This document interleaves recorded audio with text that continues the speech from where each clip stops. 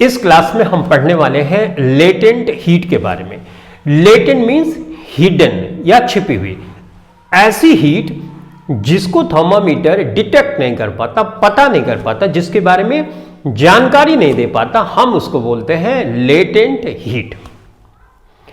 Latent heat अगर thermometer नहीं पता कर पाता तो हम कैसे ऑब्जर्व करते हैं, हम कैसे डिफाइन करते हैं, इसको समझने के लिए एक छोटा सा एग्जांपल लेते हैं। हमने एक बर्तन लिया, इस बर्तन में हमने आइस रखा। आइस का टेम्परेचर कितना होता है हम सभी जानते हैं, 0 डिग्री सेल्सियस। टेम्परेचर को मेजर करने के लिए हम यहां पे एक थर्मामीटर लगा देते हैं, तो आइस का टेम्परेचर 0 डिग्री सेल्सियस आता है। अब हम आइस को हीट देना शुरू करते हैं। हमारी एक्सपेक्टेशन ये होती है कि जब हम हीट देना शुरू करें तो टेम्परेचर बढ़ना चाहिए, यानी थर्मामीटर पे 0 से ऊपर की तरफ जाना चाहिए। लेकिन हम जब ध्यान से ऑब्जर्व करते हैं तो हम पाते हैं कि टेम्परेचर बढ़ ही नहीं रहा। धीरे धीरे ये जो आइस होती है ये कन्वर्ट हो जाती है वाटर में। आइस से वाटर में जब तक कन्वर्जन होता है उस दौरान जो टेम्परेचर होता आइस का और वाटर का वो 0 डिग्री सेल्सियस ही रहता है। यहां पे भी 0 डिग्री सेल्सियस रहता है। जब पूरी की पूरी आइस कन्वर्ट हो जाती है वाटर में, उसके बाद टेम्परेचर धीरे धीरे बढ़ना शुरू होता है। हमको कैसे पता चलता? हमको पता चलता है यहां पे हमने जो थर्मामीटर लगाया उसमें हम देखते हैं कि टेम्परेचर धीरे धीरे बढ़ना शुरू होता है। 0 डिग्री पे तो ऑलरेडी रहता है, फिर यहां पे बढ़ना ऐसे शुरू हो जाता है। तो क्वेश्चन ये है कि आइस से वाटर में जब कन्वर्जन हो रहा था उस दौरान जो हम हीट दे रहे हैं उस हीट का क्या होता है? वो थर्मामीटर पे हीट क्यों नहीं दिखती? अब ये तो साफ हो गया कि वो हीट थर्मामीटर नहीं डिटेक्ट कर पा रहे, तो इसीलिए इस हीट को हम लेटेंट हीट बोलते हैं, हिडन हीट बोलते हैं। आइस एक सॉलिड फॉर्म है और वाटर को हम लिक्विड बोलते हैं, करेक्ट? सॉलिड एक स्टेट है, लिक्विड एक स्टेट है। 3 states of matter, solid, liquid, gas. ये हम बचपन से ही सीखते आ रहे हैं। तो यानी एक अवस्था से दूसरी अवस्था, एक स्टेट से दूसरे स्टेट में चेंज होने के दौरान जो हम हीट देते हैं वो हीट हमको थर्मामीटर के जरिए से नहीं पता चलती। तो हम ये कह सकते हैं कि वो अमाउंट ऑफ हीट जो एक अवस्था से दूसरे अवस्था को परिवर्तन करने में लगाई जाती है उसी को हम लेटेंट हीट बोलते हैं। अब यहां पे ऑब्जर्व करते हैं 0 डिग्री से टेम्परेचर बढ़ना शुरू होता है। तो ये टेम्परेचर बढ़ते बढ़ते बढ़ते बढ़ते बढ़ते टेम्परेचर पहुंचता है 100 डिग्री सेल्सियस पे। ये लिस्ट से 100 डिग्री सेल्सियस यहां पे है, ठीक है, यहां पे पहुंचता है। अब हम जानते हैं कि 100 डिग्रीज पे वाटर बॉयल होना शुरू होता है, उसका बॉइलिंग पॉइंट यानी भाप बनना शुरू, तो वेपर बनना शुरू होती है, करेक्ट? तो जब वेपर बनना जैसे ही शुरू होती है यानी वाटर से वेपर में कन्वर्जन जैसे होता है, टेम्परेचर फिर से कांस्टेंट हो जाता है। यानी वाटर से वेपर में जब बदलना शुरू होता है यानी गैस में बदलना शुरू होता है तो उस दौरान फिर से टेम्परेचर कांस्टेंट हो जाता है। अब जो हीट हम सप्लाई कर रहे हैं वो हीट जो है उस अमाउंट ऑफ हीट का जो वाटर से वेपर में कन्वर्जन के काम आ रही है उसको हम लेटेंट हीट बोलते हैं। यानी लेटेंट हीट यहां पे भी हो सकती है और यहां पे भी हो सकते हैं। एक होता है सब्लिमेशन। सब्लिमेशन से सॉलिड से डायरेक्ट गैस में चीजें बदल जाती हैं। जैसे नैप्थलीन बॉल्स, अगर उसको आप हीट दोगे तो डायरेक्ट वो बदल जाएगा गैस में। तो इसका मतलब ये हुआ कि वहां पे भी हमको टेम्परेचर नहीं पता चलता, कांस्टेंट ही रहता है। जब फेज का डिफरेंस होता है यानी फेज चेंज होता है, स्टेट चेंज होती है, तो वहां पे भी लेटेंट हीट हो सकता है। जिसका मतलब लेटेंट हीट 3 टाइप्स की होती है।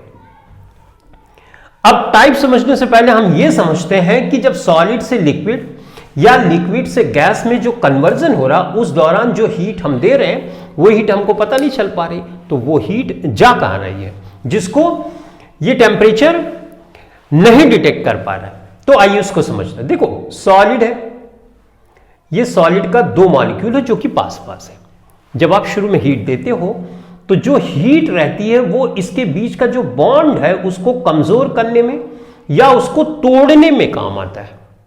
तो ऐसी हीट को थर्मामीटर डिटेक्ट नहीं कर पाता, पता नहीं कर पाता, इसलिए थर्मामीटर पे 0 डिग्री सेल्सियस ही दिखता रहता है। उसके बाद एक कंडीशन ऐसी आती है जब लिक्विड बन जाता है, तो लिक्विड में हम जाते हैं कि वाटर, हमारे केस में कि वाटर के मॉलिक्यूल दूर दूर हो जाएंगे, यानी उनका बॉन्ड कमजोर हो जाएगा। कोई चीज पास है तो स्ट्रांगली बॉन्डेड है, दूर है तो उसका बॉन्ड कमजोर हो गया। तो अब इस सिचुएशन में ये जो मॉलिक्यूल है इसमें जब हीट देते हैं तो ये मूव करना शुरू होता है। मूव करना शुरू होगा तो इसका मतलब इसमें काइनेटिक एनर्जी है। काइनेटिक एनर्जी का मतलब हुआ कि ऐसी एनर्जी जो मोशन के दौरान होती है, जब कोई चीज चलती है जो एनर्जी होगी उसको काइनेटिक है। अब ये चलना शुरू हुआ, काइनेटिक एनर्जी आई, ढेर सारे मॉलिक्यूल है, उसकी एवरेज काइनेटिक एनर्जी बढ़ गई। एवरेज काइनेटिक एनर्जी को थर्मामीटर डिटेक्ट कर पाता है, तो थर्मामीटर बताता है कि हाँ टेम्परेचर बढ़ रहा है। समझ में आया? जब एक स्टेट से दूसरे स्टेट में बदलना होता है, कन्वर्जन होता, उस दौरान जो हम हीट देते हैं वो बीच के मॉलिक्यूल के बीच के बॉन्ड को तोड़ने या कमजोर करने के काम आता है, इसलिए थर्मामीटर से डिटेक्ट नहीं हो पाता।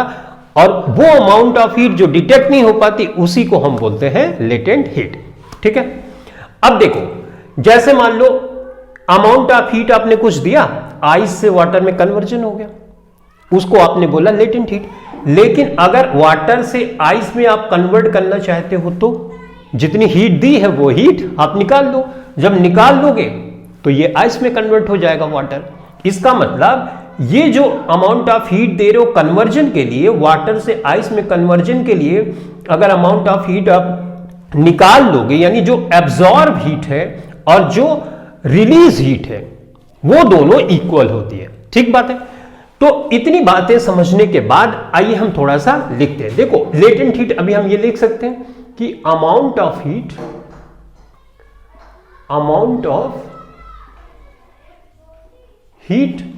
एब्जॉर्ब्ड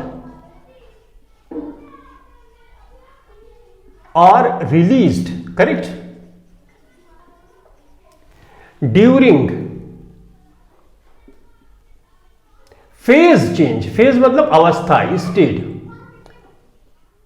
इसी को हम लेटेंट हीट बोलते हैं, है ना। शॉर्ट में हमने ये लिख लिया, रीजन भी समझ लिया।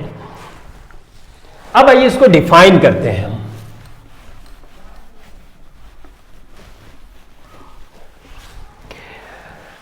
डिफाइन ऐसे कर सकते हैं, तीन तरह के पहले टाइप्स लिखते हैं। टाइप्स ऑफ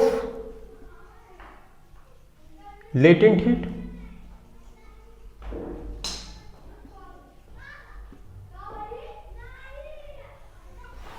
पहला लेटेंट हीट ऑफ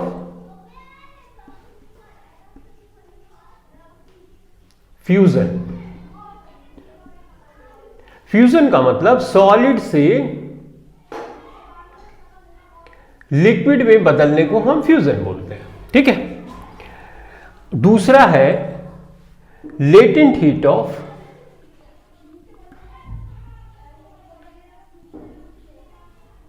वेपोराइजेशन, यानी लिक्विड स्टेट से हम गैसियस स्टेट में बदलने के लिए जो हीट दे रहे हैं उसको हम बोल सकते हैं लेटेंट हीट ऑफ वेपोराइजेशन। तीसरा लेटेंट हीट ऑफ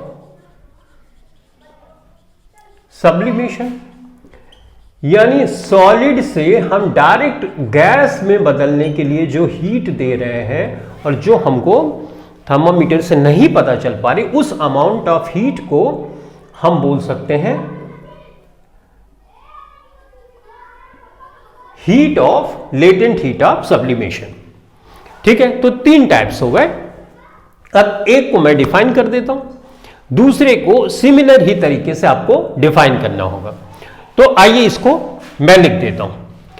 तो लेटेंट हीट ऑफ फ्यूजन को लिखेंगे the amount of heat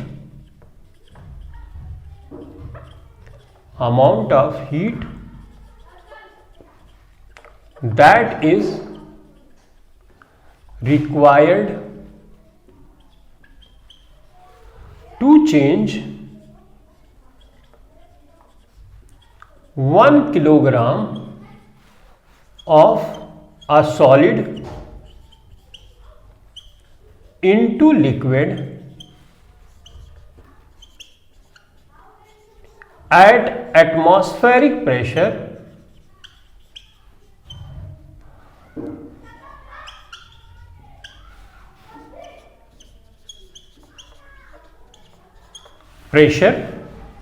is called latent heat of fusion।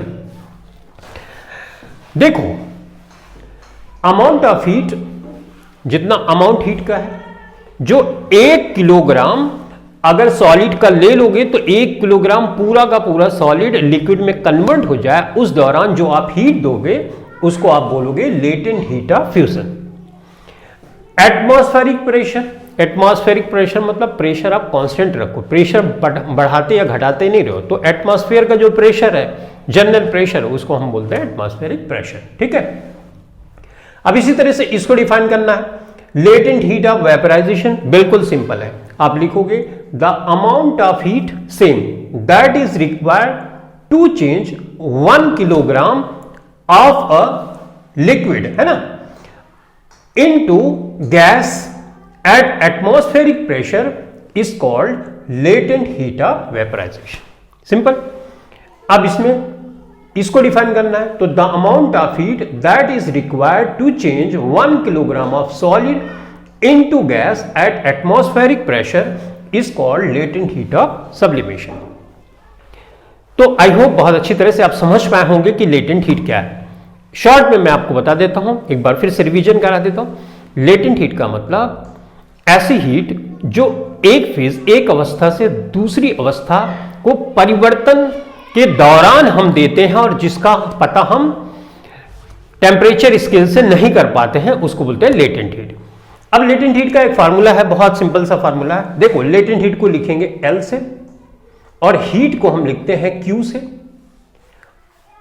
ठीक है, और मास को लिखते हैं, ये है लेटेंट हीट का फार्मूला। यहां पे हीट, टोटल हीट रखेंगे, यहां पे मास जितना होगा वो रख देंगे, लेटेंट हीट निकल के आ जाएगी। तो latent heat is equal to Q upon M, यानी ये क्या है, ये हीट है और ये मास है, यानी कितने किलोग्राम आप ले रहे हो। तो इसके जरिए से आप लेटेंट हीट निकाल सकते हो। आई होप बहुत बेहतर ढंग से आपको समझ में आया होगा लेटेंट हीट के बारे में। फिर भी कोई कंफ्यूजन है, you can comment down in the comment section, I will surely reply and solve your query regarding latent heat. Thanks for watching this video, thank you very much guys.